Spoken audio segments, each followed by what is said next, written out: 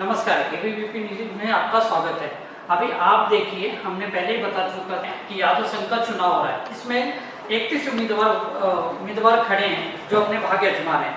31 उम्मीदवारों में से 4 लोगों ने पैनल बना चुके हैं और किसी पैनल में 9 है, किसी पैनल में 8 है, किसी पैनल में 3 है। इस तरह अलग अलग उम्मीदवार हैं। कुछ बच जा रहे हैं जो इंडिविजुअल चुनाव लड़ रहे हैं। ये चीजें हमने आपको इसके लिए बताने का प्रयास किया कि ये चुनाव तो हो रहा है पैनल द्वारा, यानी उम्मीदवार अपने पैनल खड़ा कर रहे हैं, लेकिन इसकी जब काउंटिंग होगी तो टॉप 9 लोगों को काउंटिंग में गिना जाएगा। इसके लिए सबसे पहले हमारे साथ आपने सुबह देखा कि यादव संघ प्रगति पैनल के लोग आगे गए, जिन्होंने अपने अपने सवाल और जवाब रखे हैं। दूसरे पैनल में आगे हैं एल्गार पैनल के सुभाष यादव जी हमारे सामने प्रस्तुत हैं और कमलकांत जी हमारे सामने उपस्थित है। अब इनसे एक पहला ही शुरुआत किया जाएगा जो बहुत कंफ्यूजन वाला है, यादव समाज के लोगों को कंफ्यूज करते जा रहे हैं। सवाल, चुनाव तो पैनल द्वारा आप लोग वोट मांग रहे हैं, सुभाष जी आप लोग चुनाव का जो वोट मांग रहे हैं पैनल द्वारा मांग रहे हो। सवाल ये है कि टॉप 9 लोग को ही चुनाव आयोग से सर्टिफिकेट मिलेगा, तो इस पे क्या प्रक्रिया कैसे होगा? ये नहीं देखिए, हमारे पैनल में से कोई नियम नहीं है कि पैनल बनाकर इलेक्शन लड़ा जाए।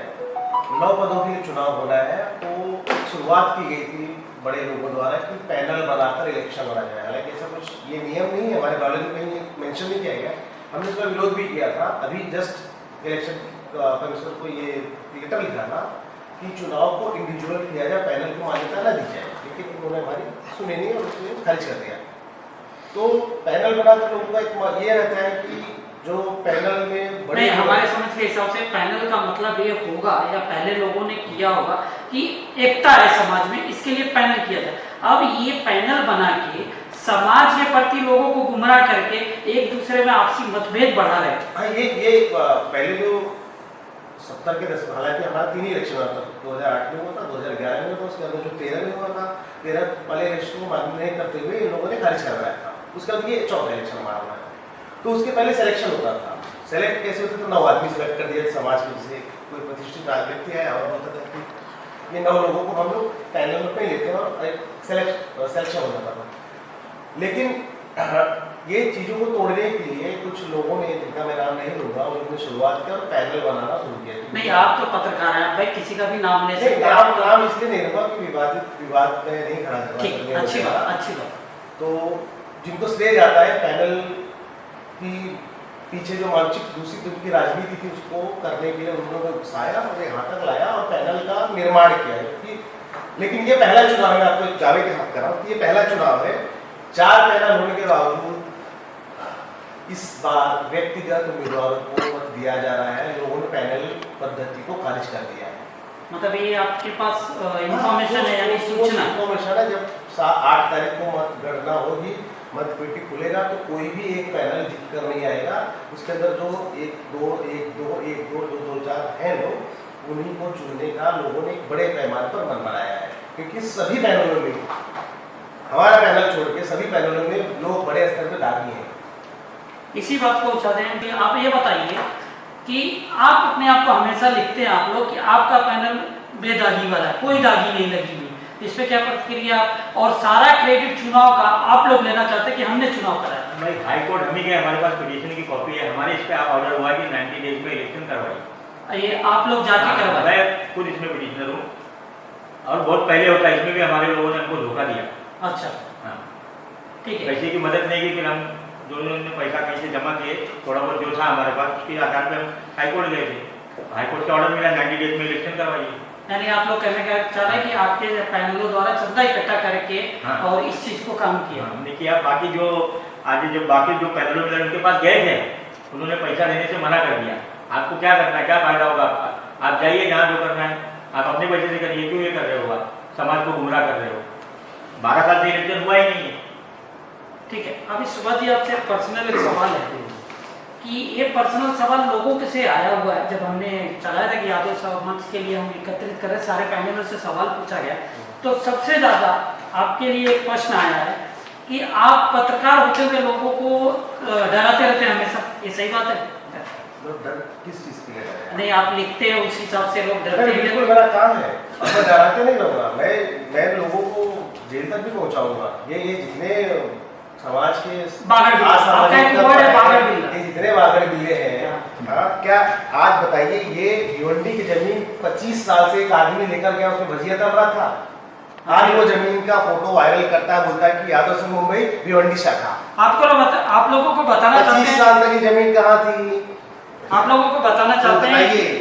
चाहते हैं कि सुभाष जी जब बात करते हैं तो ऐसी ही बात करते हैं। अभी आपने देखा भजिया तले वर्ड ऐसे इनकी चलती है, तो ये मुंबई का लाइफ है, मुंबई का स्टाइल है। इस बातों आपने बताया ना, अभी लोगों 25 को साल ज्यादा तक समझ में आता है, लोगों जो इसी समझ में आता है। हम ठीक है, प्रतिष्ठित लोग हैं तो कुछ भी करेंगे क्या? हाँ ठीक है, दूसरे सवाल को उठाते हैं। ठीक है, दूसरा सवाल ये है कि वर्तमान कमेटी, दूसरी जो कमेटियां हैं वो 12 साल तक नहीं दिखे, चुनाव हो रहा है नहीं हो रहा है उस पर निगरानी नहीं दिखे। आप लोग बता सकते हैं इसमें सबसे बड़ा योगदान किसका रहा है चुनाव कराने का? नहीं, सबसे बड़ा योगदान जाहिर सी बात है, 12 साल तक हम लोगों ने लोगों के पास गया कि हमारा एक ही इंटेंशन था कि सबसे पहले तो मेंबरशिप चालू कर दी जाए। मेंबरशिप, आप अगर मेंबरशिप लिस्ट उठाकर देखेंगे 13,483 लोगों की, उसमें 4 परिवारों का वर्चस्व है। इन्हीं लोगों ने अपने रिश्तेदारों को, अपने जाति भाइयों को, हालांकि जाति भाई तो हम में है, अपने पटीदार के पटीदारों को, साड़ू भाई को, साली को, सरहज को, इन लोगों ने मेंबर बनाया है। एक भी रिक्शा वाला, दूध वाला उसमें कोई मेंबर नहीं है।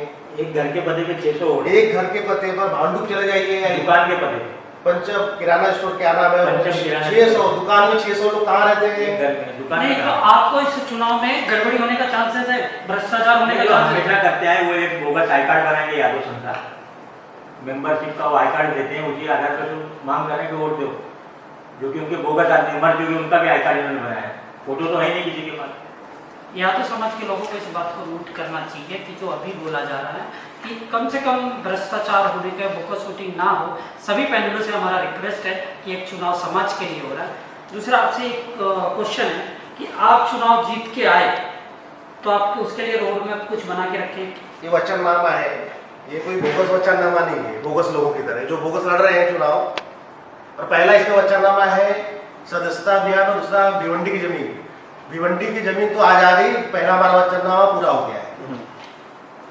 इसमें जरा अभी आप बोल रहे मैंने हैं कहा ना 25 साल से भिवंडी की नहीं, जमीन। सवाल ये है कि अभी बोले अभी आ गया, इसका जरा फोटो के माध्यम से बताइए। आया है, कोई ये बताया जा रहा था कि 25 साल से भिवंडी की जमीन नहीं थी। जब भी मैंने मुद्दा उठाया है चिल्लाकर, मैंने बोला था पूछिए उस मठाधीश से भिवंडी की जमीन कहाँ है, गाला कहाँ है, सब साथ रहते थे। नहीं, बहुत बड़े आदमी, उनको ऐसा नहीं बोला जाता है, नाराज हो जाएंगे।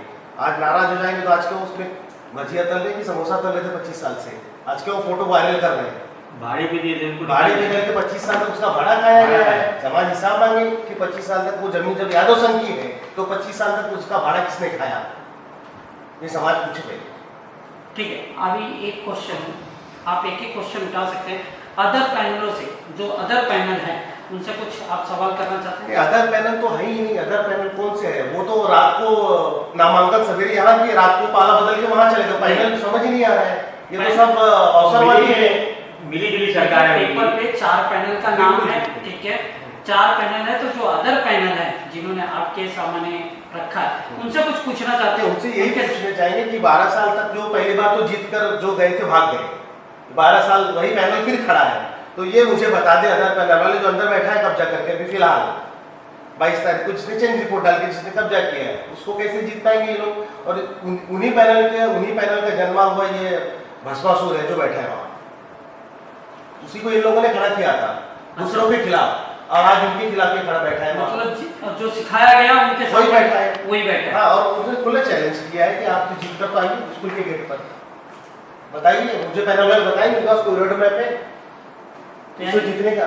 यानी असली लड़ाई चुनाव के बाद ही होगा? बाद ही होगी। अच्छा, ये तो अभी नूरा कुश्ती लोग कर रहे हैं आपस में ही कि भैया हम लोग कैसे भी जीत जाए, और अंदर वाला जो बैठा है उनसे आधा आधा सेटलमेंट कर लेंगे, वही होगा। वही होगा।